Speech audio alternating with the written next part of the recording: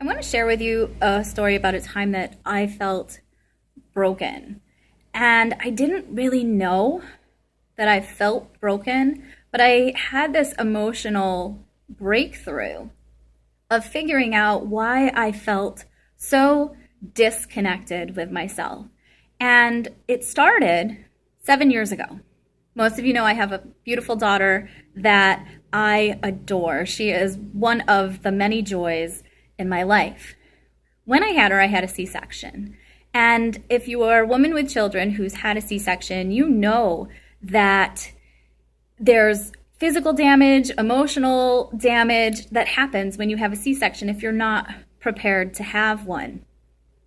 So in the recovery period, in the weeks after I had the C-section, and also coming into my own as a new mother, a first-time parent, and also balancing my relationship with my husband, now that I had to divide my attention, things became difficult. I stopped running.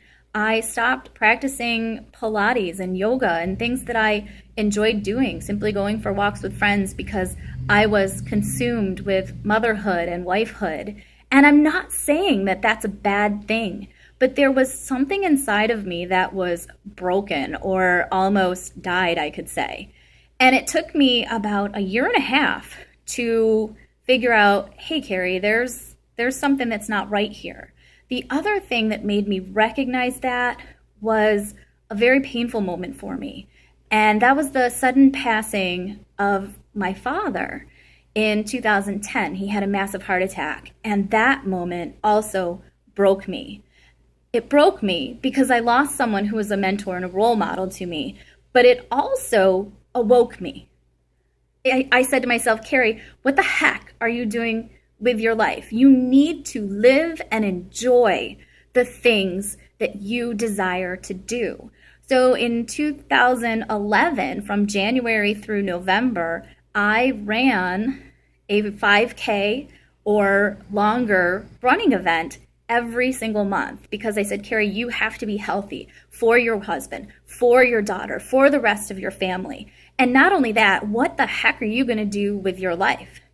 It took me a little while to get an idea of what really made me want to get out of bed in the morning. And I reviewed the seasons in my life and the many jobs that I have had and the highs and the lows.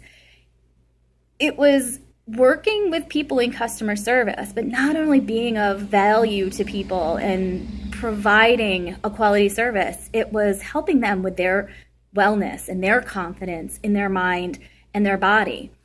So I decided to open my Pilates studio where I'm sitting here right now speaking to you. It was a decision that I needed to renew my Pilates certificate. And the moment that I realized that I was broken on the inside, mentally and physically, was in the third day of my certification program.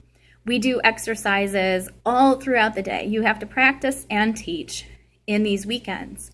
I woke up Sunday morning in tears.